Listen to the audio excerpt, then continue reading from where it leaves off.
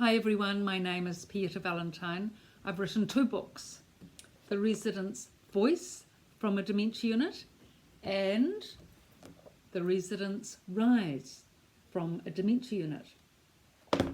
Today we're going to talk about activities and how they can help, in particular anxiety, depression and anger. With moderate levels of anxiety and depression, through activities they can go through right down actually to low level, and for low level of all 3, anger, anxiety and depression, they can be eliminated at the time that the activities are going on. For moderate anger, it's probably better to go for a walk because of all that adrenaline build up. And for high level of any of these conditions, I've said in the last few videos how to go about helping that. So activities, yes. At most units there are activities that are organised for dementia residents and facilities. I'll just sort of start off with daily schedule. In New Zealand anyway, we have daily schedules which are written up on weekly schedules and then a big calendar of a whole monthly schedule. So you can go through that and often blue tacked to the back door, the door of the residence room. So you can go through each of those activities and see what it is that your parent or friend would like to attend, and maybe you can attend that with them. So one of the most popular activities is actually the newspaper reading in the morning. Very important. Everyone likes to hear the news. This generation, of course, most being in their 80s and 90s, have all read the newspaper daily, love the newspaper, love the news, what's happening in New Zealand, what's happening overseas, what's happening with COVID and Harry and Meghan and every other thing. So at the reading, there's the first row, which everyone's keen to get to after breakfast. Second row, maybe people that like to just sit back a bit, even people from the dining room.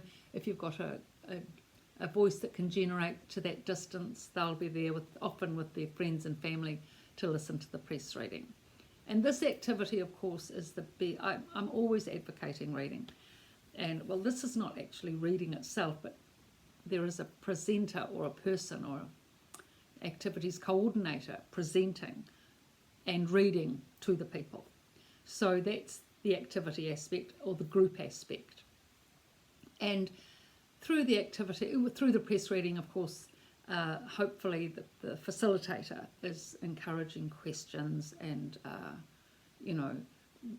taking the paper around with the headlines so everyone can see it clearly if they haven't got glasses, or, the glasses are a bit fogged up and they can't see properly, and showing them the photo and explaining one-on-one to the people as you go around too, not just sort of sitting on the chair and expecting everyone to get it like that.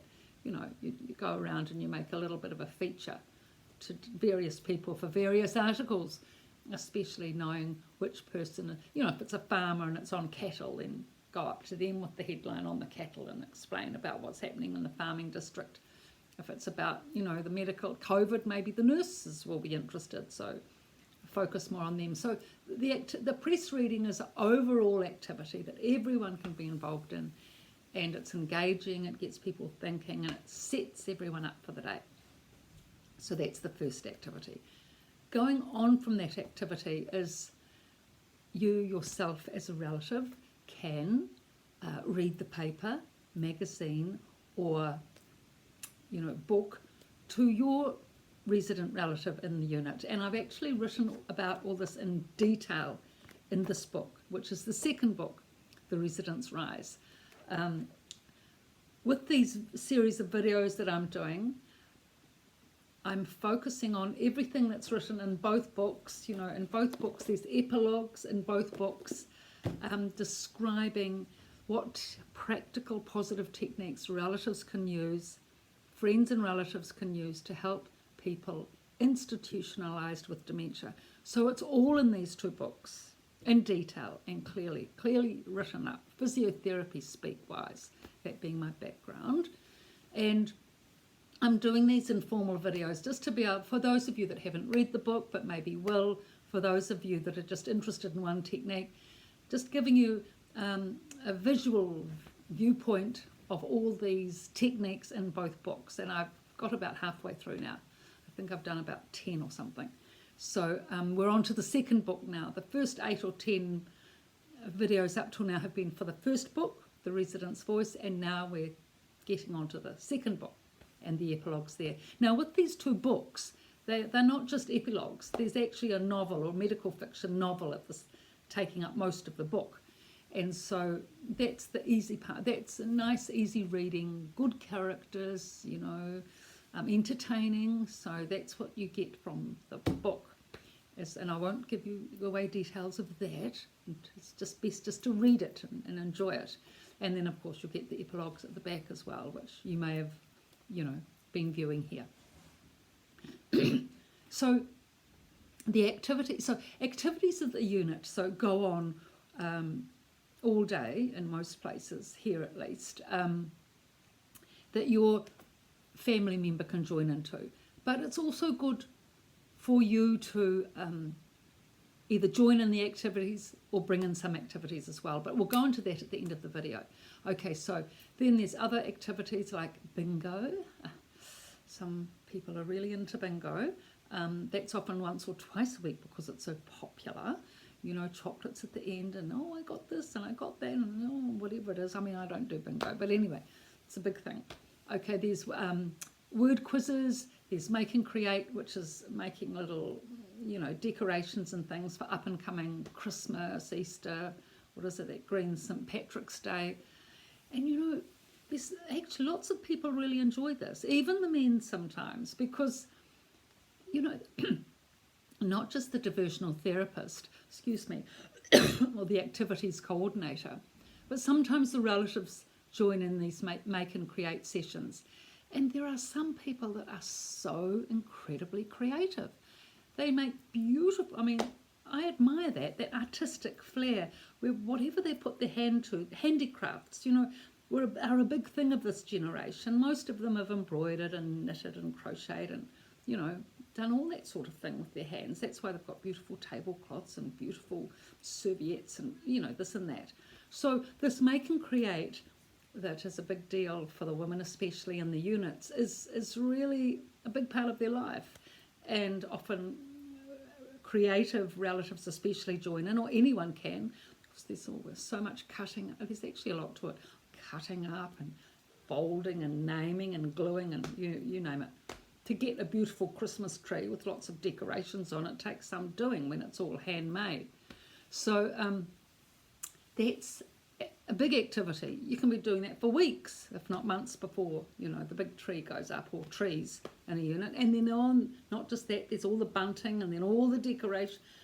It's actually a big deal, Christmas, in a dementia facility. And then, of course, the whole village, you know, because there's prizes for the best, you know, layout. It's sort of like very festive. There's lights up and Santa Claus, you name it.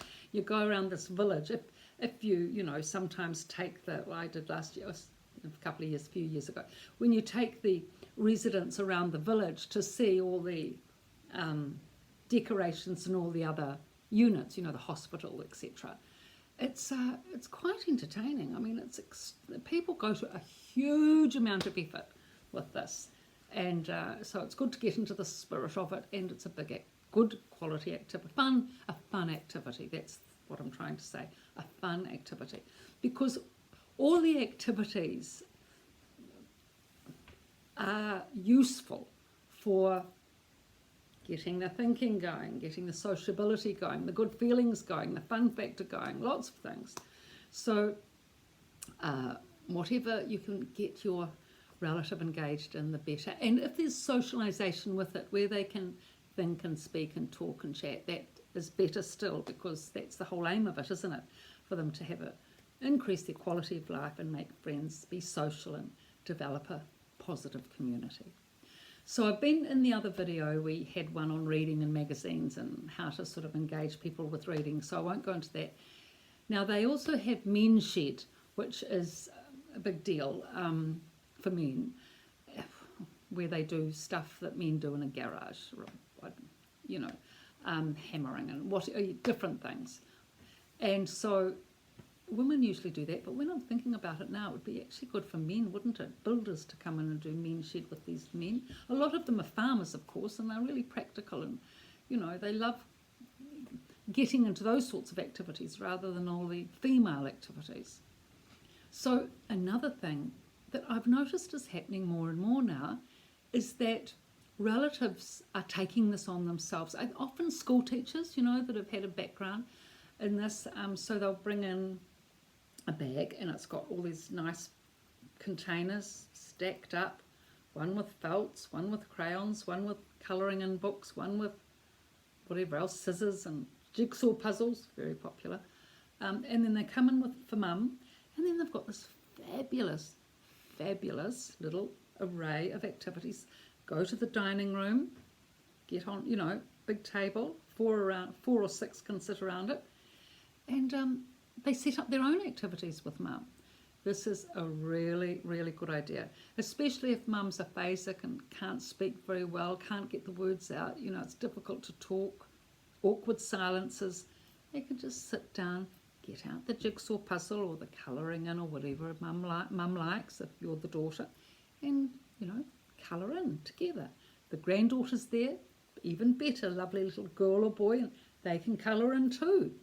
And then, even better still, it creates, interest and activity for the other residents. And you'll often find that they'll come and want to sit at your same table and have a chat and colour something in. So if you're accommodating enough to let them come and join in as well, that's a big feature for a unit, because that's the way people get to know each other, and that's the way you can help out with all the intermingling, so to speak. So these activity bags people take from, sometimes leave in the wardrobe of the resident, sometimes take them home, but they're a fabulous idea. Now, jigsaws are actually becoming more and more popular. Some of them are excellent. Like, they have these really big jigsaw puzzles of the world. Wonderful. And so it's always you can discuss about the different countries of the world, and have you travelled, and what's your favourite country, and what do you like, and it actually inspires easy conversation.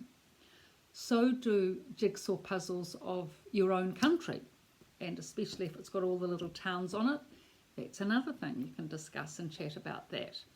So they're popular, of course, for men and women, but for women tends to be, the lovely flowery cottage gardens with the lovely little homes in them, colonial type homes. Or for men it's tractors and farms and animals. Oh no, animals, actually both men and women like the animal jigsaw puzzles now, especially with David Attenborough, and now the new Netflix animal programs becoming so popular. Animals, the lovely animals, any animals, the way they're featured in such a beautiful manner, it's really picking up the interest of the residents, because they sometimes spend half their day watching them, and it's a positive activity seeing all those animals swimming, fish swimming in the sea, and there's panthers and monkeys and lemurs. Yeah. Oh, there's some leaping from, those ones that leap from sharp mountain to sharp, leap. Anyway, I'll get the name of that, but they're incredible animals that they feature. Oh, always monkeys and gorillas and, meant to be our ancestors type animals. That's always interesting, of course, but, they're saying that all animals are intelligent now. Did you know that? Even fish have cognitive functioning. This is what the animal programs are saying. Now, look, this is interesting. Of course, it's good that animals can think, but I think it also needs to be, come to light that everyone can think, including people with dementia. So I think that a bit more light needs to shine on the dementia, and these people being able to think as well as animals think. That's fine, but I think our own species, in terms of dementia, we need to focus on that and appreciate that, and think about that, even for us to think about that, even those of us that haven't got dementia. Okay, so activities, that's probably the most of the popular ones, but everyone will. It often depends on the person that's taking the activities, of course, what their interest is, and if they bring that to the unit, that's always going to be, you know, a great boon. So I think I've covered most of the activities there. Whiteboard stuff is fantastic. Stuff on the whiteboard, writing up, you know, any topic. You can do it on confidence building, self-respect, I don't know, being positive. They were all the topics I used to like. Being positive, how to manage conflict, increasing tolerance, all the stuff that's needed actually in a dementia unit, considering, you know, conflict happens. And then it's tons of stuff you can discuss around that. And then you put up the date and then the name and then the quote of the from the resident themselves. And then people can discuss it when they see it written up. Same with Netflix. That's the big beauty of Netflix and the subtitles. Residents can see the words, they can read the words if they've got good clear glasses, and they can keep up with the script, can't they? So that if they forget who the person is, if it's got, you know, on the subtitle what the person is doing and what they're saying, they're reminded the whole time of the story, so they can keep up in the present moment. So Netflix subtitles are fabulous, because also it's very noisy in a dementia unit. They often can't hear what's going on, but if they can see, it's just as good as hearing half the time. They can still enjoy the story and go on with it. And as I've mentioned before, especially with the David Attenborough type programs, fabulous, because he has such a mellow, calm, relaxed, clear voice. Residents can pick up on, they're familiar with his voice, they know his voice, they can connect easily. The script is really clear, it's not too fast, the pace is excellent, and the pictures are beautiful and stunning. So everything about David Attenborough, and I note the up and coming programs on animals. I think one of them is actually called Animal Planet or something, in Netflix are brilliant. It's just that technology for residents is just the best technology out is the smart TVs. In fact, I should say about the smart TV, for those facilities in dementia facilities that have smart TVs, it's such a boon. Actually, I'm seeing the time's getting up here, 17 minutes. So I might just do another video on smart TVs and technology in dementia units, because there's a lot to that. But smart TVs are fantastic because you can pitch the program according to the resident or resident's interest. You can get the subtitles up. You know, you can have interviews on, you know, Grace Kelly or Paul Newman or, you know, whichever glamorous 1950s star that they want to see or view or enjoy. And also all those musicals, Gone with the Wind, they love it. Many of them have seen it, you know, multiple times. And when they can see that same program or musical again, that they already recognise and know from the past, that is even better. But we'll link into all that later. I think it's now 18 minutes, so it's time to conclude this session. But today, what I'd like to say at the end here is that thank you everyone, thank you to the subscribers. I think I've got 2, and this little video series has been going for about 5-6 days, I think. So thank you for your ticks and things. Hope to get some comments soon from those of you especially that would like to ask questions or make comment in terms of, you know, anything you'd like to know or discuss. But the main thing is for those people out there who are working with someone who has dementia, either at home or are helping someone in a facility, in an you know, a dementia unit, please let them know about these videos, how they can help people institutionalized with dementia. So it's quite easy. One of the easiest ways is just to say, look, if you want the book, just put in Pieta Valentine, into Google, or with the Pieta Valentine into Google, and that will bring up all the books, the 2 books, and all the sites that you can get it from. If they want to look at these YouTubes, as you know, just to put Pieta Valentine into YouTube, and that's probably the easiest way, rather than, you know, There's a lot of other ways of doing it, but it can get a bit complicated. And the thing is too with my name, by the way, some people have been asking me, it is Pieta Valentine, not Pieta Valentine. So the Pieta is actually the Michelangelo statue at St. Peter's. So, and mine is Pieta. And Valentine, of course, like Valentine's Day. So because it's a unusual identifiable name, if you put that name in either Google or YouTube, you'll find all the information will come up automatically because there's no competitor with my name yet. Isn't that handy? As I've discovered. So that's it. Oh, and I'll put links also under the description, Amazon, Ex Libris, and my author's website, so that you can get the book there if you're interested, especially this book too, and the epilogues on activities is in that one. Okay, that's it for today. Thank you for watching.